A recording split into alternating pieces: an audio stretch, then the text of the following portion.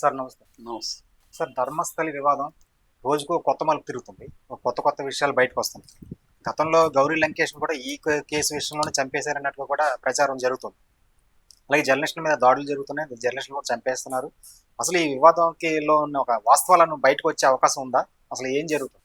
ధర్మస్థల సంబంధించి రోజుకు ఒక కొత్త స్టోరీ బయటకు వస్తుంది. ఈ రోజు కొన్ని షాకింగ్ విషయాలు బయటకు వచ్చాయి. ఒకటేమో గత 4 రోజుల నుంచి, ఈ రోజు 5వ రోజు, 28వ తారీఖు నుంచి సిట్ అక్కడ ఇతన్ని తీసుకెళ్లి ఈ దళిత స్కావెంజర్, అతని పేరు భీమా అని పేరు పెట్టింది మీడియా. భీమా అని పిలుస్తున్నారు అనమాట. అసలు పేరు ఎవరికి తెలియదు, కానీ ఏదో ఒక పేరు ఉండాలని చెప్పి భీమా అని పెట్టారు. సో ఈ భీమా అనే వ్యక్తి నిన్న కూడా చూపించాడు. 4 రోజుల నుంచి అతను చూపిస్తున్నాడు. ఫస్ట్ 2 రోజులు ఏం దొరకలేదు. 3వ రోజు ఒక ఎర్ర నౌక, ఒక పాన్ కార్డు, ఒక ఏటీఎం కార్డు, ఒక ఐడి కార్డు దొరికాయి. 4వ రోజు 2వ రోజు దొరికింది. 3వ రోజేమో ఒక పార్షియల్ స్కెలిటన్, అంటే మొత్తము లేదు, దాదాపు 16 ఎముకలు దొరికినట్టుగా చెప్తున్నారు. దాని తర్వాత 4వ రోజు ఒకే గోతిలో 16 శవాలు ఉన్నట్టుగా దాఖలాలు ఉన్నాయన్న వార్త అయితే వైరల్ అవుతుంది. సో అన్ని శవాలు ఉన్నాయా అక్కడ అనేది తెలియదు.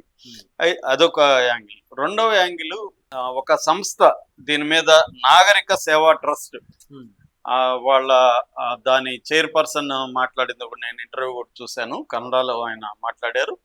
సో వాళ్ళు ఏం చేశారంటే ఆర్టీఐ కింద అసలు ఎంతమంది మిస్ అయ్యారు అనేది ఆర్టీఐ కింద ఆయన నోటీసు అప్లికేషన్ వేస్తే దానికి రిప్లై ఇచ్చింది గవర్నమెంట్. 3 ఈ ధర్మస్థల ఏరియాలో 3 పోలీస్ స్టేషన్లు ఉన్నాయి. ఒకటి ధర్మస్థల, బెల్తంగడి, ఉజిరే అని ఈ 3 పోలీస్ స్టేషన్ల పరిధిలో 450 మంది మిస్ అయినట్టుగా వాళ్ళు ఇన్ఫర్మేషన్ ఇచ్చారు. ఈ 450 మందిలో 96 మంది మహిళలు అనేది కూడా వాళ్ళు ఇచ్చారనమాట. అట్లాగే ఉగ్రప్ప కమిటీ 2016 ప్రాంతంలో ఉగ్రప్ప అనే ఒక మాజీ ఎంపీ, ఎమ్మెల్సీ, ఆయన ఆధ్వర్యంలో కమిటీ వేశారు ఈ మిస్సింగ్ పర్సన్స్ మీద. ఆయన ఇంటర్వ్యూ కూడా నేను చాలా సుదీర్ఘమైన ఇంటర్వ్యూ న్యూస్ మినిట్ లో ఇచ్చారు. ఆయన కూడా ఏం చెప్తున్నారంటే ఇది వాస్తవమే, ఇప్పుడు ఈయన చెప్పేది కాదు, ఇంతకు 10 రెట్లు ఇక్కడ జరుగుతున్నది, ఆయన మిస్సింగ్ జరుగుతుంది అని ఒక వార్త వచ్చింది. నెక్స్ట్ అంశం ఏంటంటే లంకేష్ అనే ఒక పత్రిక ఉంది, అది ట్యాబ్లాయిడ్. మన కన్నడలో ప్రత్యేకత ఏంటంటే ట్యాబ్లాయిడ్లు చాలా సంచలనం ఉంటాయి. లంకేష్ పత్రిక కావచ్చు, అగ్ని శ్రీధర్ అంటారు ఆయన, అగ్ని పత్రిక కావచ్చు, హాయ్ బెంగళూరు కావచ్చు, ఇలాంటివి సంచలనం అన్నమాట అక్కడ. అలాంటి ఒక పత్రిక లంకేష్ పత్రిక. ఈ లంకేష్ అనే వ్యక్తి, ఆయన డైరెక్టరు, రైటరు, ఆయన స్థాపించిన పత్రిక కాబట్టి లంకేష్ పత్రిక అని వచ్చింది. వాళ్ళు కవితా లంకేష్, గౌరీ లంకేష్ అని 2 కూతుర్లు ఉంటారు. కవితా లంకేష్ ఏమో సినిమా డైరెక్టరు, గౌరీ లంకేష్ ఏమో ప్రముఖ జర్నలిస్ట్. ఆమె ఆధ్వర్యంలో ఉన్నప్పుడు ఈ డి మాఫియా పేరుతో ఒక కథనం రాశారు. ఆ కవర్ పేజీ మీద మనం చూడొచ్చు, ధర్మస్థల మాఫియా అని ఉంటది, చిన్నగా డి మాఫియా అని కూడా ఉంటది. ఆ డి మాఫియా మీద అంటే ధర్మస్థలలో ఈ ధర్మస్థల టెంపుల్ సంబంధించిన హెగ్డే ఫ్యామిలీ, వీరేంద్ర హెగ్డే అని బీజేపీ రాజ్యసభ మెంబరు, ఈ హెగ్డే ఫ్యామిలీ కావచ్చు, అక్కడ ఈ దాని ఆలయ కమిటీలో ఉండే సభ్యులు కావచ్చు, కొంతమంది ఎలీట్ సెక్షన్ ఎటువంటి అన్యాయాలు చేస్తున్నారు, ఎటువంటి మాఫియా లాగా పనిచేస్తున్నారు అనేది ఆ కథనం. ఈ కథనం పబ్లిష్ అయినాక లంకేష్ తన జర్నలిస్ట్కి ఫోన్ చేసింది, మాట్లాడదాం చేస్తే వాళ్ళ బ్రదర్ తీశాడు ఫోన్. ఆయన ఏమయ్యారంటే, మేడం లాడ్జిలో ఫ్యాన్కి వేలాడుతున్నాడు మేడం అతను అని చెప్పాడంట. ఏమి షాక్ అయింది. అంటే చంపేశారు, చంపి ఎలాంటి తీశారు అతను. అట్లాగే ఒక 2 జర్నలిస్ట్ని, సీనియర్ జర్నలిస్ట్ సీతారాం అని చాలా సీనియర్ జర్నలిస్ట్ ఆయన, నేను కూడా ఆయన చదివాను, నాకు కన్నడ బాగొచ్చు, నేను బెంగళూరులో ఉన్నాను, చదివేవాడిని నేను. ఆ సీతారాం అవి చాలా బాగుంటాయి. ఆయన్ని కూడా తుక్కుగా ఎముకలు ఇరిగేట్టుగా కొట్టేశారు. అట్లాగే ఇంకొక వార్త ఏంటంటే, ఇప్పుడు 4 అమ్మాయిల మిస్సింగ్ కేసులు కూడా బయటకు వచ్చాయి. వేదవల్లి, పద్మలత, సౌజన్య, అనన్య భట్, ఈ 4 అమ్మాయిల మిస్సింగ్ కూడా వచ్చాయి. వీళ్ళ మీద కథనాలు కూడా న్యూస్ మినిట్, నిన్న మన తెలుగు బీబీసీకి సంబంధించిన బండ్ల సతీష్ అనే జర్నలిస్ట్ కూడా అక్కడికి వెళ్ళి అబ్బా. ఆయన అందరితో మాట్లాడి ఉమ్. చెప్తున్నారు. అక్కడ ప్రజలు కన్నడలో చాలా మంది మాట్లాడి నేను విన్నాను మొత్తం ఇంటర్వ్యూ. ఉమ్. వాళ్ళు క్లియర్గా ఏం చెప్తున్నారంటే ఈ భీమా అనే వ్యక్తి చెప్పిన దానికంటే ఉమ్. ఇంకా చాలా చాలా సేవలు ఉన్నాయి సార్ ఇక్కడ. అబ్బా. మేము ఇంతకుముందు మాకు టాయిలెట్లు ఉండేవి కాదు, మేము అడవిలోకి వెళ్ళేవాళ్ళం. ఈ నేత్రావతి ఒడ్డుకే టాయిలెట్లకు వెళ్తే ఉమ్. మాకు చాలా చోట్ల ఎముకలు కనపడేవి. ఉమ్. ఎందుకంటే పందులు అటువంటివి అక్కడ అడవి జంతువులు ఉమ్. వాటిని తవ్వి తీస్తాయి. ఆ.